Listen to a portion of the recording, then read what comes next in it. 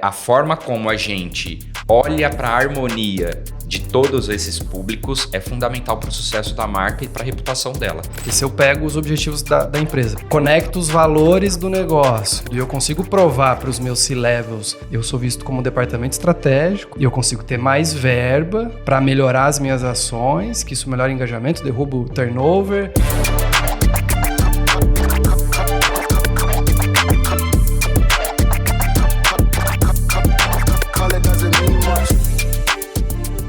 Fala galera, sejam muito bem-vindos a mais um episódio do Como Você Marca, o podcast que fala sobre como as marcas geram experiências e criam memórias inesquecíveis. E hoje estou com uma pessoa muito especial, um cara expert, que vai falar muito sobre Employer Brand, cultura interna e o desafio de transformar colaboradores em verdadeiros embaixadores da marca. Para isso, estou aqui com alguém que vive esse tema com profundidade no seu dia a dia, publicitário, estrategista, lidera uma área multidisciplinar que conecta comunicação, marketing, brand, cultura em uma das maiores empresas de transporte do país. Quem carrega o crachá e a rotina tem que realmente acreditar no propósito todo santo dia? Todo santo dia, de manhã, de tarde, de noite. Na verdade, quando eu olho os 11 anos de trajetória na companhia, ele não é sobre tempo, né, necessariamente, mas é o que eu faço nesse tempo. E eu posso te falar que o que eu fiz nesses 11 anos é muita coisa, me desafiar, é acompanhar o momento, sabe? Algumas características que são muito hoje faladas do novo profissional no mercado, né? E uma delas é a habilidade de fluidez. Então, assim, para onde a empresa está indo nesse momento? Você sente e chora e fala, nossa, mas não era para cá que a gente estava indo, mudou de novo? Ou você fluido como uma água que dá a volta ali na rocha e segue o curso dela? Porque você precisa se adaptar. O que a gente planeja hoje para uma empresa, ele não vale para daqui 6 meses, possivelmente. O mundo está em transformação assim, cada vez menor. O ciclo é menor de transformação. Então, se a gente acreditar que aquilo que a gente desenhou vai valer para os próximos 2 anos, 3 anos, 5 anos, possivelmente estamos fadados a uma estratégia que não vai ser aderente nem para a comunidade, nem para o cliente, nem para o comportamento do consumidor, que vai ter mudado de novo. E aí a gente precisa acompanhar esse movimento, porque a empresa ela vai se transformar, isso é inevitável. Por quê? Porque ela precisa perpetuar. Para ela perpetuar, ela tem que acompanhar gerações, ela tem que acompanhar comportamento de consumo, ela tem que acompanhar tendências. E se nós, como profissionais que somos estrategistas, fazemos isso acontecer, vamos lembrar, a empresa é pessoas, né, atendendo pessoas. Se a gente não acompanhar isso como profissional, a gente vai, nesse momento, criar uma resistência para nós, para a companhia e para os resultados que a gente deseja obter. Muito bom, cara. Galera, uma aula aqui de carreira. E, Paulo, seguindo nessa linha, como que foi chegar nesse lugar de liderança, que é uma área que mistura comunicação, publicidade, branding, então tem uma série de coisas dentro da sua área e cultura. Como que é quais são os desafios agora dessa cadeira? Tudo que você falou e mais um pouco ainda é pessoas. São pessoas. E se a gente entender genuinamente que é tudo sobre pessoas, para pessoas, com pessoas, meio do caminho já está dado. Porque tudo que a gente constrói, né, e aqui a gente fala muito da marca e tal,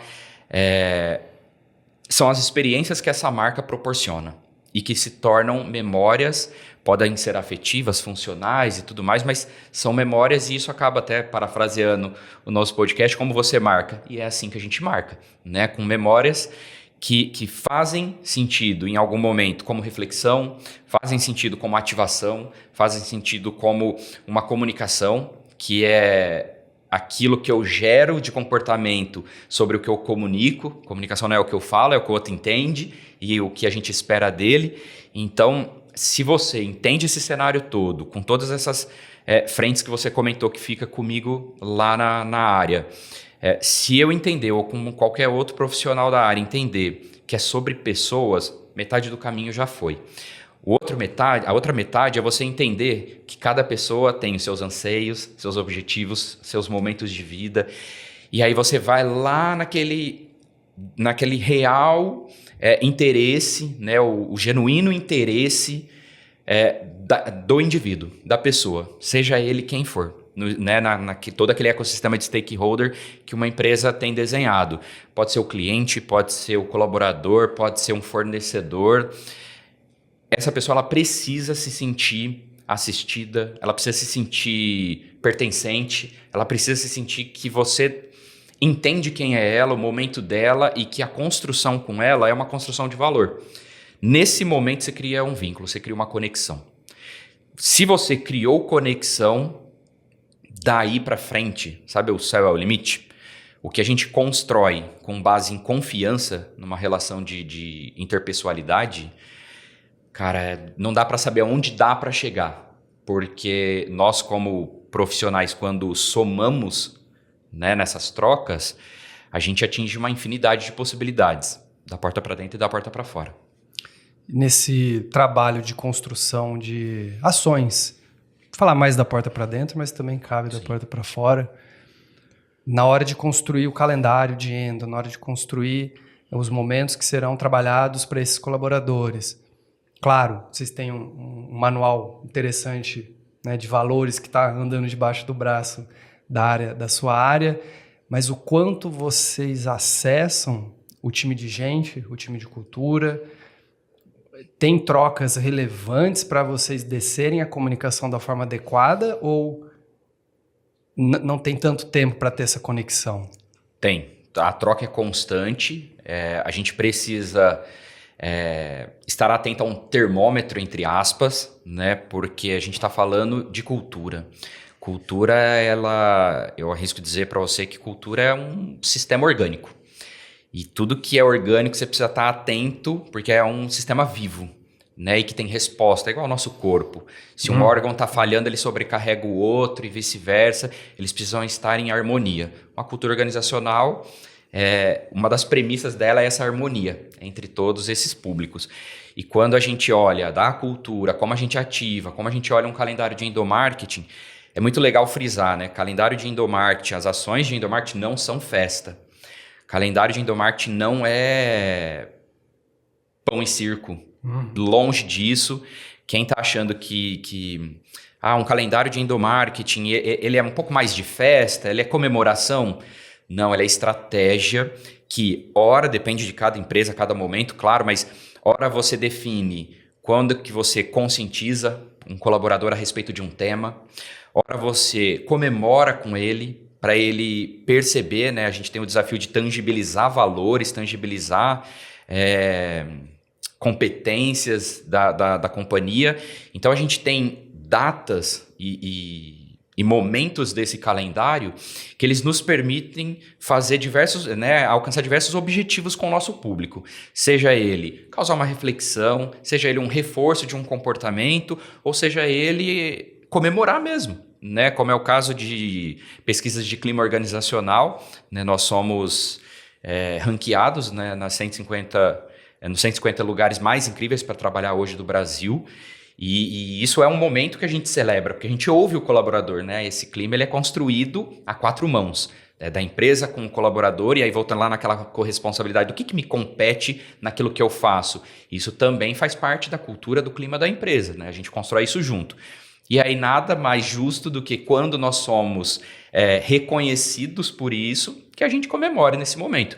Então o nosso calendário ele vai flutuando, né? E pelo nosso histórico, né, da gente atuar dessa forma, falo para você sem sombra de dúvidas e até de olho nesse termômetro como isso vai funcionando. Não pode ser solto. Porque se eu não estou conectado com a área de cultura, eu vou celebrar num momento que os resultados não estão bons, eu estou com um problema de liderança em algumas áreas, eu tenho um BO enorme ali de comportamento, enfim. E aí eu solto uma campanha de endo totalmente desconectada. Isso acontece em outras empresas, na Rodonaves imagino que não. Perfeito. Acontece em qualquer lugar porque a gente está falando de pessoas, né? Então, assim, uma empresa, acho que é legal fazer um recorte, né? A empresa é como se fosse uma microsociedade. Ali a gente vai ter ritos, ali a gente vai ter regras, ali a gente tem valores que a gente cobra de cada um, que a gente precisa. Não dá para você trabalhar na mesma empresa que eu e acreditar num propósito diferente e ter valores diferentes. Das duas, uma, ou você não vai se encaixar e em algum momento você toma uma decisão de que ali não é para você, ou a empresa vai fazer isso porque vocês estão num choque. Então, é como se fosse uma microsociedade mesmo. Tem regras, tem vários fatores de convergência. E quando a gente olha para esse cenário dentro da companhia, é extremamente importante que a gente saiba estrategicamente qual é o objetivo de cada ativação. Né? Porque ora eu vou tangibilizar valor, ora eu vou reforçar comportamento, ora eu vou celebrar um fato ou uma data que faz parte daquele calendário nosso, faz parte da nossa história, mas lembrando sempre que em cada uma dessas situações, elas não são ou não devem ser nunca realizadas de maneira isolada. Né? Quando a gente olha uma microsociedade, é uma série, é como se fosse uma rede neural, né? É tudo conectado. Então, as relações daquilo que, lógico, uma empresa ela está ali para dar receita, faturamento e tudo mais, e alcançar os objetivos estratégicos dela de crescimento. Mas a gente precisa sempre lembrar que em qualquer relação com os stakeholders, a forma como a gente olha para a harmonia de todos esses públicos é fundamental para o sucesso da marca e para a reputação dela, consequentemente. Boa, imagino o tamanho do organismo que é Rodonaves, né? Realmente, as empresas são um organismo vivo e eu gosto de falar que a gente vive em uma comunidade, que é microsociedades, e a comunidade tem comunidades dentro dela, mas tem que ter alguma ordem, né? Valores, ritos, passagens, artefatos que sustentam essa cultura. E não deve depender só de gente cultura, só do RH. Tem que também ser parte da comunicação e, na verdade, da empresa como um todo.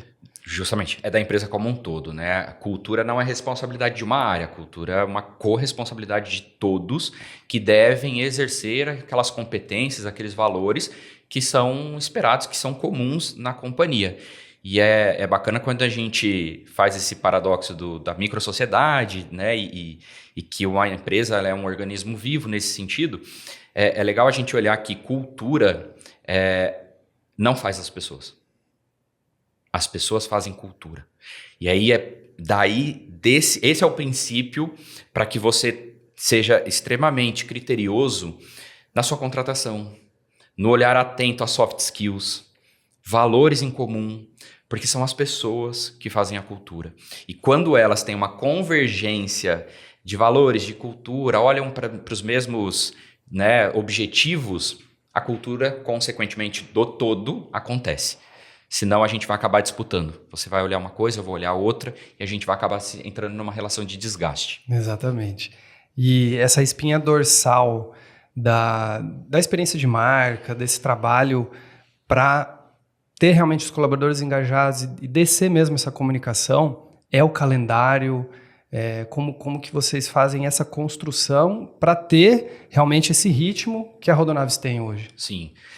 O calendário de Endo ele é uma das ações, uma das frentes que a gente atua para justamente fortalecer alguns vínculos e contribuir com a tangibilização, para que as pessoas percebam a estratégia da empresa, percebam o que é valor para a empresa, percebam o que é diferencial na empresa na qual eles estão inseridos, mas ele, de novo, é uma das frentes, né? Então, ele junto com alguns outros atributos ou alguns outros desafios nossos, eu posso até citar a comunicação interna, que fica com a gente lá também, fica comigo e com o meu time, que é trazer a informação com clareza, traduzida para todos os públicos, e deixar muito claro assim, ó, é para cá que a gente está indo, esses são os resultados até aqui, você é parte disso, recompensado por isso, tem aqui um novo ciclo de desenvolvimento, temos programas de recrutamento interno, então se você está se vendo numa área que você não se vê desafiando, aí a gente volta lá nos 11 anos que você me perguntou, então assim, se ali você viu uma oportunidade e quer abraçar essa nova oportunidade, mesmo que você não tenha todas as respostas, eu falo muito isso para os vários desafios que eu já enfrentei, não tenho todas as respostas, mas eu vou com certeza buscar as melhores perguntas e trabalhar para a gente alcançar essas respostas o mais rápido possível. Isso é demonstrar confiança. Então a gente tem tudo isso na companhia, né? Então quando a gente olha para todo esse ecossistema de comunicação interna, ele ajuda a gente a alinhar com as pessoas e por meio de lideranças que também atuam fortemente na companhia, como liderança comunicadora, façam em algum momento a comunicação transversal. Por quê? Porque ele é um porta-voz, uma espécie de porta-voz. Eu sou um porta-voz para o meu time, né? Para os Sem dúvidas. meus diretos, eu sou um porta-voz da companhia. Eles me veem ali como um representante da empresa, né? Nas nossas relações do dia a dia. É um ecossistema muito grande, então é fundamental que a relação líder-liderado seja fortalecida, tenha algumas premissas como confiança e tudo mais. Então a gente tem várias frentes que juntas fortalecem, blindam e potencializam a cultura do negócio. Boa. Olhando para essas ações todas que acontecem durante o ano, seja uma convenção, uma confraternização, ou um push ali que vai, né, para a galera no comunicador interno ali da empresa, como que você olha para realmente isso virar uma experiência, para aquela ativação, para aquela ação, para aquele contato ser realmente algo interessante para o colaborador e não ser só uma entrega operacional. Vamos fazer aqui a confraternização, vai ter um churrasco e tal. Tá. Beleza, entreguei um churrasco, mas como que isso vira realmente uma experiência? Sim. Para cada data é um desafio diferente, né? É um público diferente, a gente engloba, a gente tem um calendário hoje de endomarketing que engloba 360, né? A gente pega todos os públicos da companhia, variando de acordo com cada data, obviamente, em algum momento com todos juntos. Mas é um olhar atento, né, do termômetro que eu comentei. Então, assim, toda data, né, toda campanha de endomarketing que nós fazemos, na sequência a gente roda uma pesquisa de satisfação, o que é para a gente importantíssimo, porque a gente espera ouvir essa percepção do colaborador, porque precisa fazer sentido para ele. Eu, como companhia e como tradutor dessa estratégia da empresa, eu vou colocar ali naquele momento, eu vou ativar naquele momento alguns gatilhos. Se isso não fez sentido, a comunicação não funcionou, ou a ativação não funcionou. Porque, de novo, comunicação não é o que eu falo, comunicação é o que o outro entende. Se eu planejei um evento, né, e previ que aquilo ali ia trazer para mim um resultado, uma percepção diferente daquele público específico e não veio, nesse momento a gente tem um sinal de alerta, né? A luz amarela acendeu e aí a gente trabalha como a gente melhora isso na próxima data que a gente ativa esse público específico, né? Quando é o todo, fica mais fácil porque a gente está falando da companhia como um todo e aí ele já pode ser na próxima data porque vale para todos. Mas quando a gente tem recortes, a gente olha muito para isso. Como foi a percepção desse colaborador, né? Fez sentido para ele? O que ele entendeu disso? A gente precisa que ele entenda, a gente precisa que ele reflita, a gente precisa que ele haja, né? Dependendo do caso. E isso para a gente é visto sempre nesse PDCA mesmo, né? Uhum. A gente roda uma pesquisa, vê se atingiu os objetivos que a gente esperava, se fez sentido e como que a gente pode melhorar. Quantas perguntas vocês colocam ali, geralmente? Varia de acordo com o tamanho da ativação, mas não são muitas, né? A gente sabe, a gente está na era do imediatismo. Sim. Se eu soltar ali 10, 15 perguntas, talvez a pessoa vai olhar e falar, depois eu respondo. E esse depois ele vai perder o calor do momento. Ele vai perder tudo que está na mente dele, né? A gente marca a pessoa, não marca? Então, naquele momento está aflorado para ele, né? Não é sempre que a gente consegue soltar logo em seguida, porque dependendo do evento, até as pessoas voltarem para suas posições, voltarem para casa, ou voltar a ler o e-mail, receber a notificação, ou responder a essa notificação demora um pouquinho. Então não é sempre que a gente consegue fazer logo em seguida, mas a gente procura sempre ser o mais rápido possível, porque tem que estar fresco na cabeça da pessoa.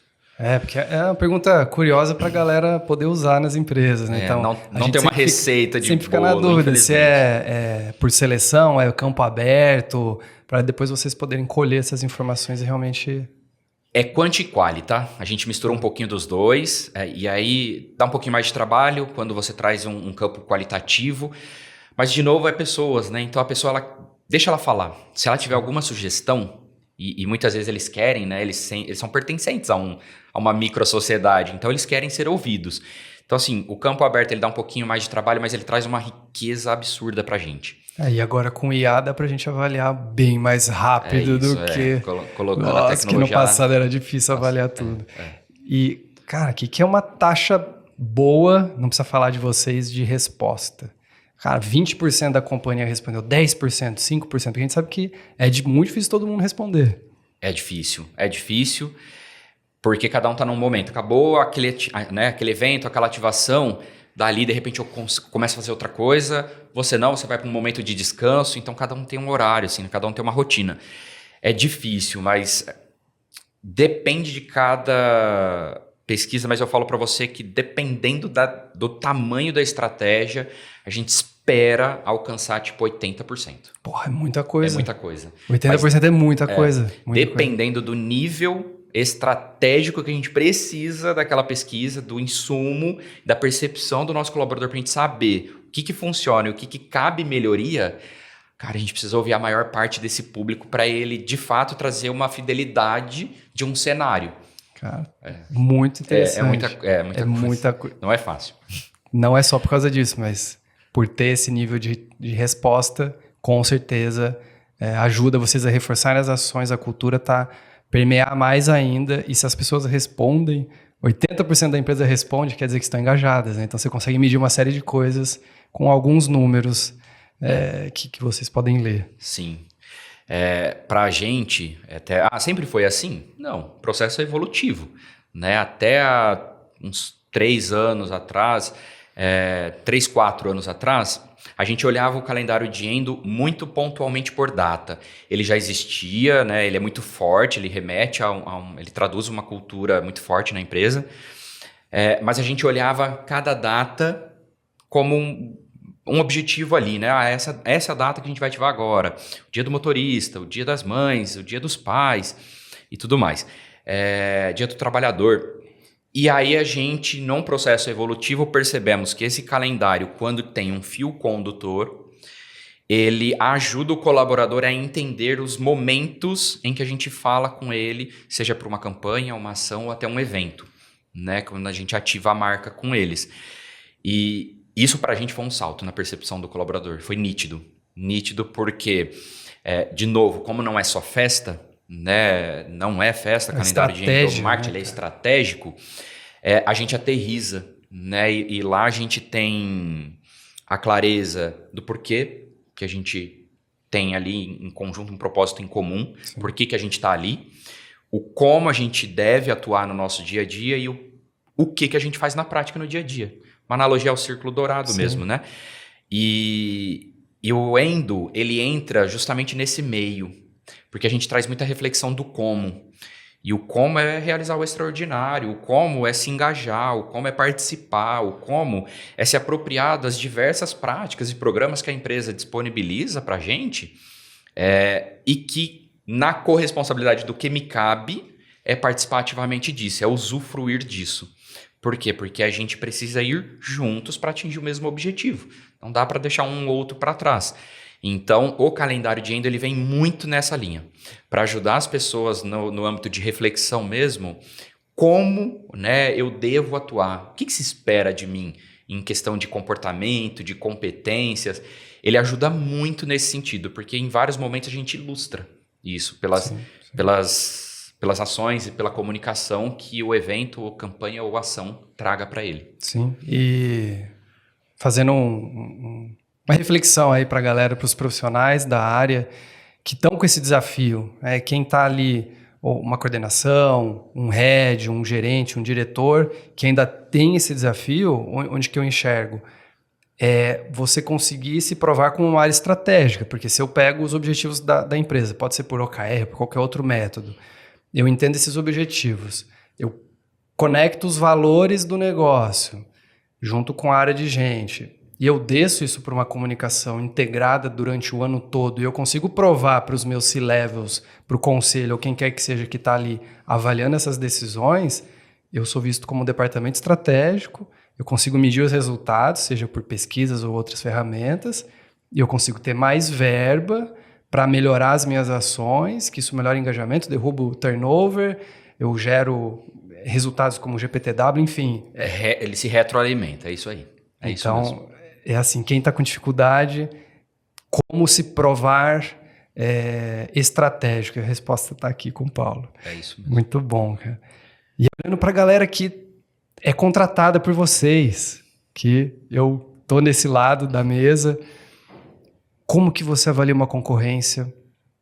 Quais são os critérios para definir uma proposta vencedora? Seja de uma agência de publicidade, de evento, um fornecedor que provavelmente... uma parte de cenografia que às vezes envolve 3, 4 fornecedores. Sim. É uma concorrência de fato.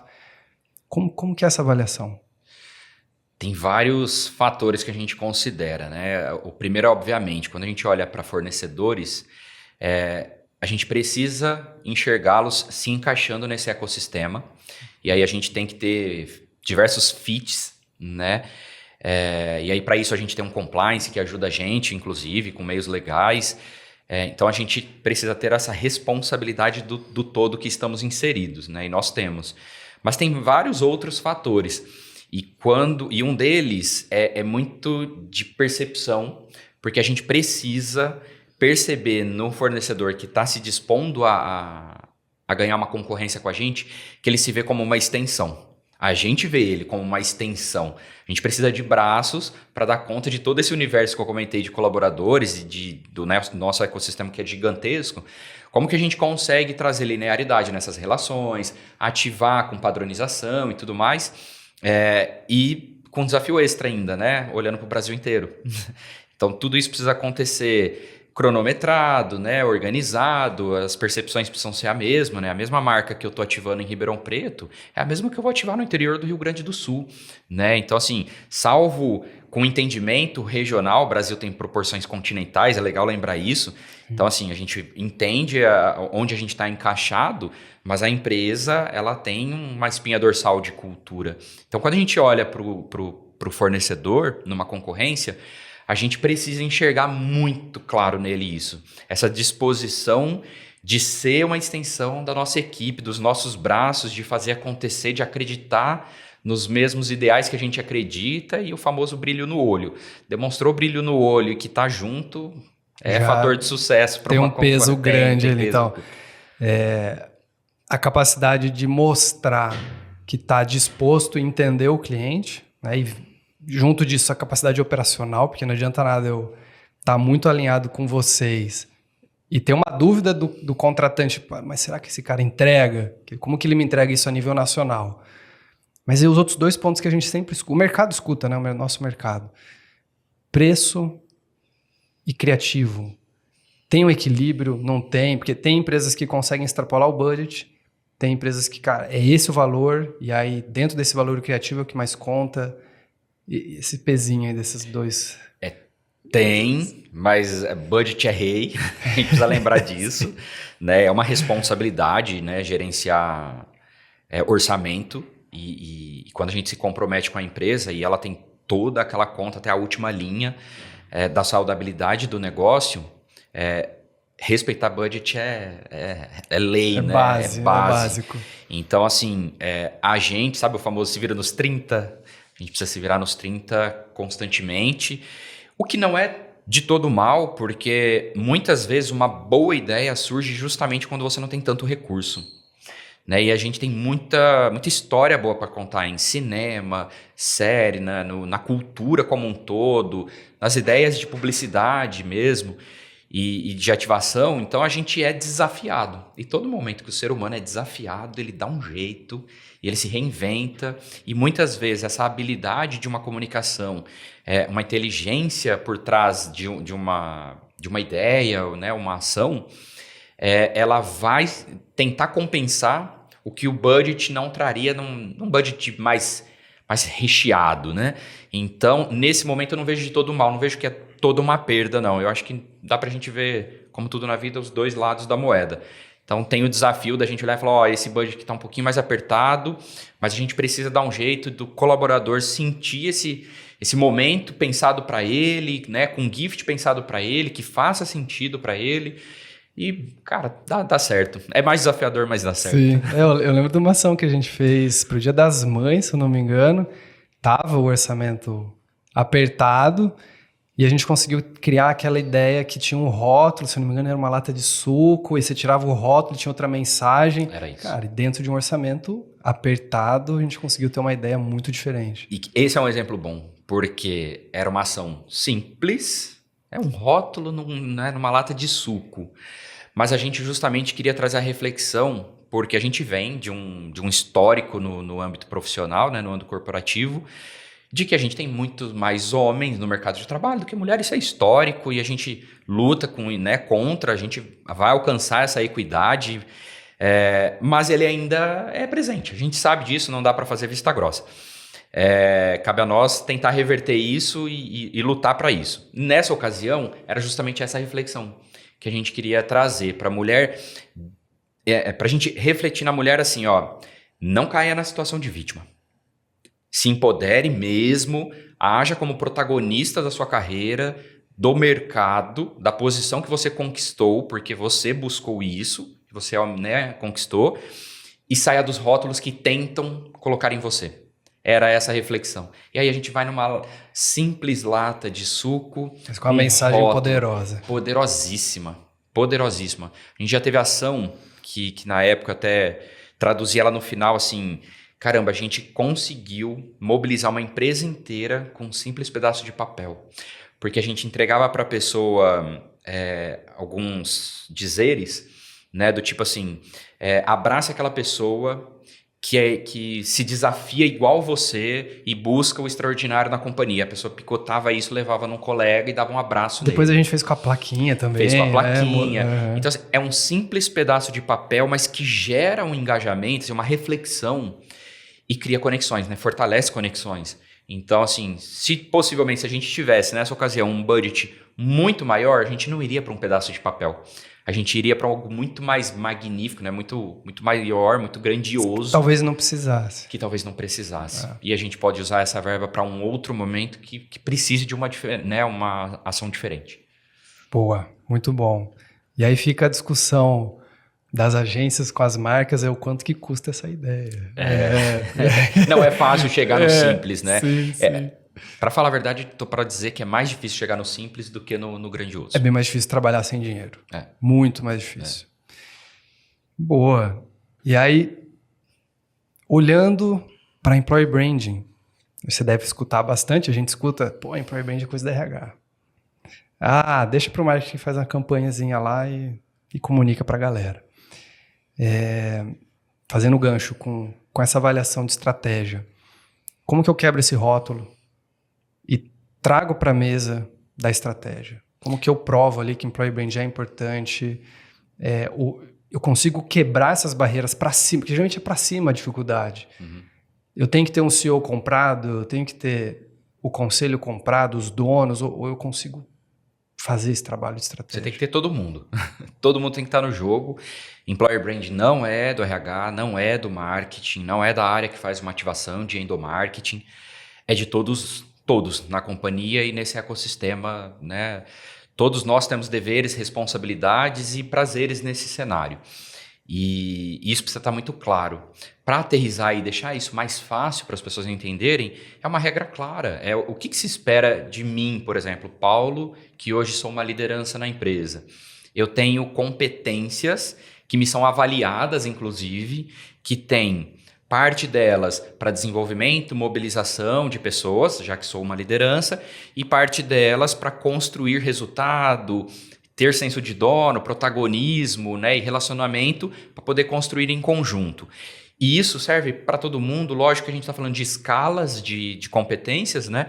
Mas a gente tem que ter isso muito claro. O que se espera de cada um? Tem que ter desenhado. O que se espera de todo mundo? Porque nesse momento a gente vai cobrar isso, e aí a gente tem uma mistura de soft e hard skills, claro, mas nesse momento vai ter uma clareza do que se espera de cada um, e como parte de uma microsociedade, de um ecossistema, cada um fazendo o seu, a gente constrói o todo, mas precisa ter muito claro isso para cada um, porque senão, de fato, vai continuar o estigma de que Employer Branding é coisa lá do RH, Employer Branding é coisa do marketing, que faz umas ações legais, uma arte bonita. Não é isso, não é isso.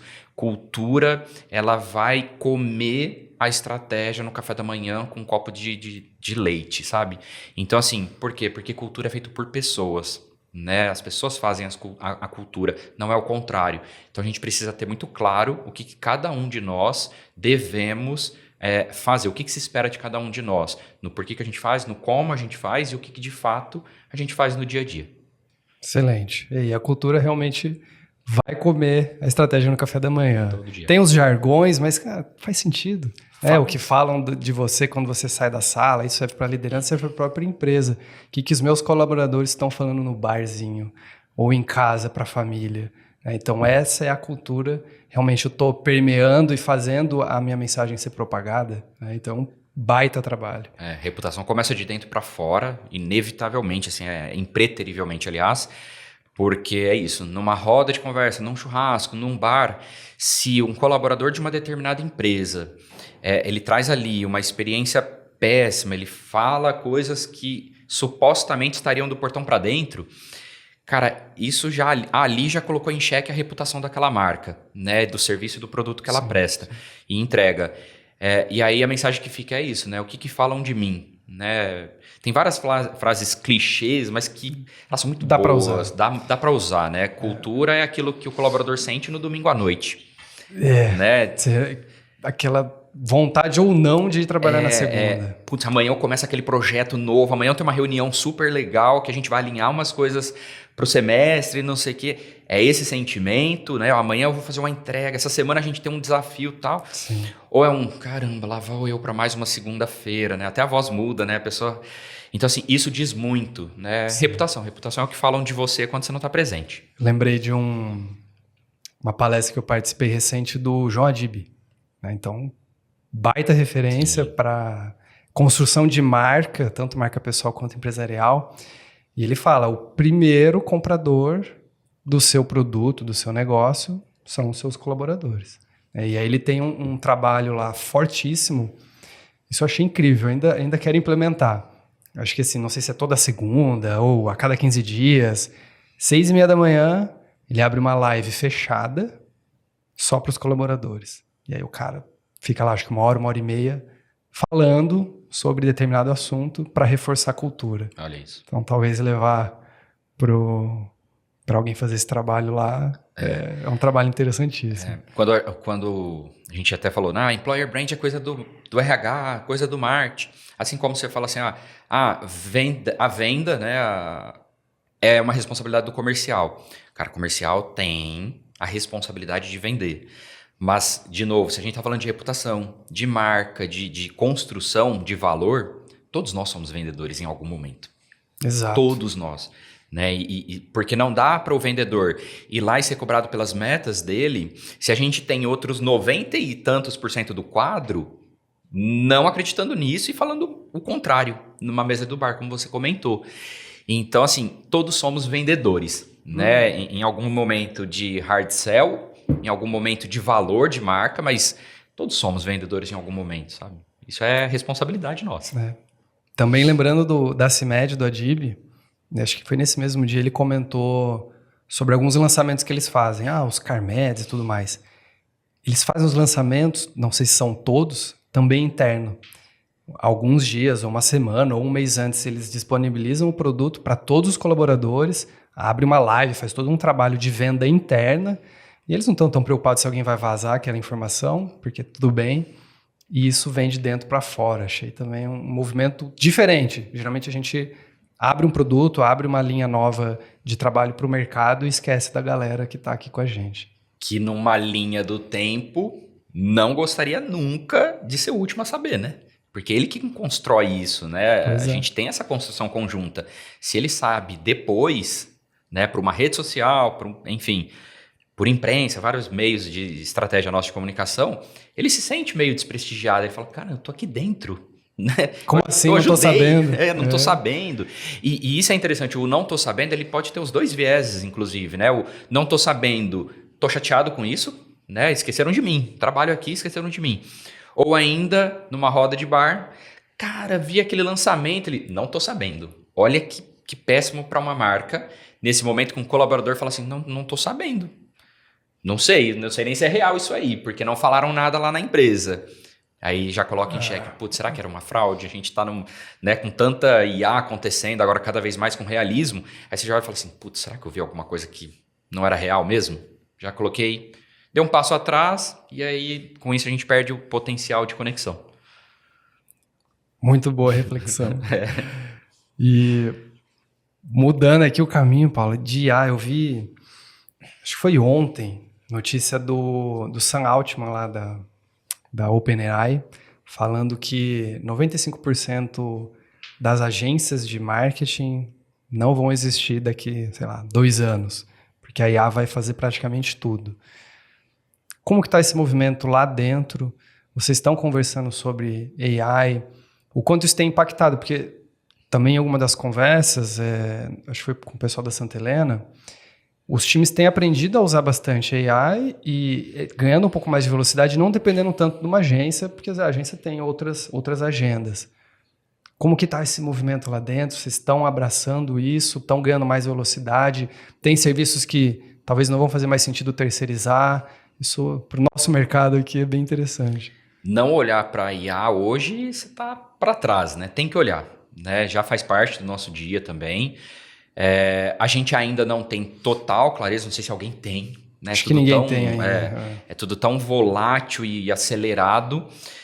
Mas sim, a gente olha, a gente revisa processos hoje, a gente entende como essa tecnologia pode ser colocada a favor de nós, do ser humano, né? É uma longa discussão, né? Se as agências vão ser substituídas por uma IA, eu acho muito cedo para a gente cravar isso, né?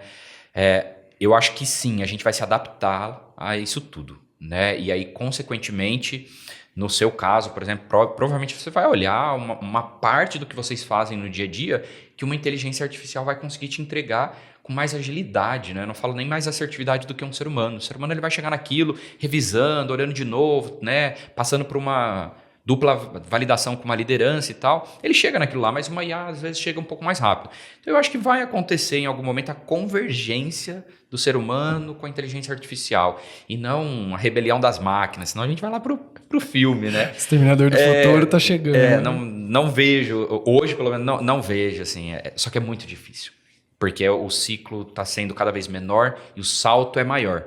Né, a Google lançou a nova, né, você deve ter visto, sim. Com um nível de realismo assim, absurdo. Então, assim, não dá pra gente saber como a gente vai estar daqui 1 ano, 2. É difícil saber. Agora, já arriscar que as agências, os profissionais serão substituídos, não sei. Eu ainda acho muito cedo pra gente cravar isso e causar um caos, assim, né? Já tá causando. Já tá causando, todo mundo com medo. Meu Deus, eu vou perder emprego. E agora, né? Então, assim, é surfar. É voltar lá em algumas competências hoje que se espera dos colaboradores, assim, do profissional no mercado de trabalho. Você tá olhando para isso? Você tá olhando para sua área e como ela tá sendo alterada pela inteligência artificial? Isso é muito importante. Porque você precisa surfar isso. Esse é um caminho sem volta, é evolutivo para a humanidade. Mas o mais importante é como você se insere nisso. Porque isso já está sendo inserido na sua vida. Como você vai estar inserido nesse cenário. Isso é importante, porque você precisa, com fluidez, se preparar para esse novo mercado, esse novo momento e buscar novas habilidades. Sim, e conecta com habilidades do futuro que, na verdade, são de hoje. Ser flexível,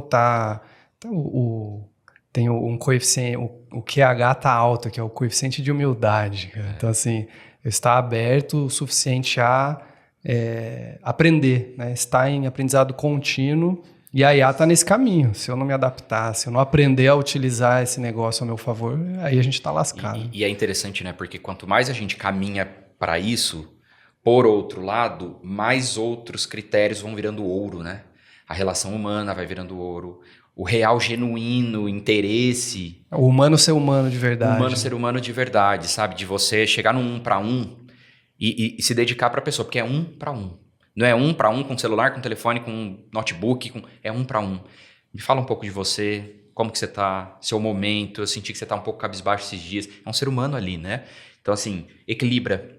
Né? Então, cada vez mais, esse olhar para o ser humano ele vai virar ouro. Ele é proporcionalmente inverso, acredito eu, inclusive. Porque as pessoas elas demandam mais dessa relação olho no olho. Total. Por quê? Porque é olho na tela, né? Então, quando você tem um momento com uma liderança, com um liderado, enfim, qualquer que seja a relação, mas que no mercado, no mundo corporativo é muito legal a relação líder-liderado. Quanto mais essa relação, ter um olho no olho e um genuíno interesse uma pela outra, cara, isso é ouro, isso blinda, isso cria uma conexão muito forte, que tudo aquilo que a gente já falou é para alcançar os objetivos da companhia. E para fechar da IA que a gente comentou, eu fiz até um exercício há um tempo atrás com uma colaboradora, porque a gente estava tentando, né, chegar num prompt ali, num texto, né? E aí ela chegou para mim e falou assim, putz, ainda não vai, né? Olha aqui, isso foi o que ele me trouxe, né? De storytelling e tal. Falei para ela, falei assim, ó, não vi o seu prompt. Eu vou fazer um prompt também. Vamos ver o que vem. E aí eu escrevi, coloquei detalhes, não sei o que e tal. E aí veio uma coisa que ela mesma falou, nossa. Aí nesse momento a gente conversou sobre o prompt. Saber perguntar. Saber perguntar. E aí o saber perguntar, por isso que eu falo, é muito, muito cedo, de repente, pra gente cravar o que some e o que não some com a inteligência artificial. Porque o saber perguntar, por enquanto, é uma habilidade do ser humano. Né? O entender contexto que não está digitalizado, né? Percepção, cara, é nosso. E isso a gente precisa usar ao nosso favor. E esse é um exemplo, por exemplo. O prompt que você coloca ali, que você se dedica um pouco mais... Igual quando a gente se planeja mais para depois pôr a mão na massa. Sim, é o input que você dá, o output que você vai ter. O prompt é o planejamento. Então coloca um pouco mais de tempo ali no prompt que a resposta provavelmente vai vir melhor. Muito bom. E fechando aqui no nosso assunto, você acha que o mercado já entendeu essa conexão de employer branding, de reputação e engajamento das pessoas dentro do negócio? Ou a gente ainda precisa provar muito ROI quando o assunto é cultura? E como que eu provo o ROI? Tem muitos indicadores que eu também não consigo trazer para uma mesa de gestão. Esse é o ponto de interrogação do século. Porque o ROI para a cultura ele realmente é desafiador. Porque você tem várias frentes que você pode ir percebendo, né? E como é um organismo vivo, cultura é viva. Cultura você percebe ela. Você tem que estar com o olhar atento. E é um ambiente fechado, entre aspas, você percebe ele. Você só precisa estar disposto a arregaçar a manga e atuar.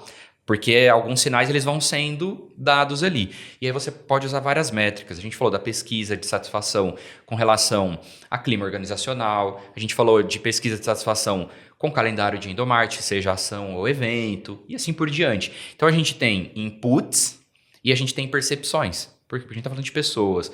Então, assim, é somar tudo isso e entender se de um ciclo para o outro houve alguma melhora ou naquilo que se espera como competência, as pessoas começaram a agir melhor, os resultados da empresa vieram mais na linha do que estava planejado e assim por diante. É uma soma de fatores, arrisco dizer eu. Porque Concordo. O ROI é desafiador mesmo quando a gente fala em cultura. É muito esse olhar atento. E te respondendo se... grandes empresas olham para esse desafio da cultura, né, a importância do employer branding ou não, acho que está muito na maturidade da companhia, né, e como geralmente fundadores, né, ou C-level, olha para a importância disso para o negócio. Porque a gente nesse momento não está falando de hard sell.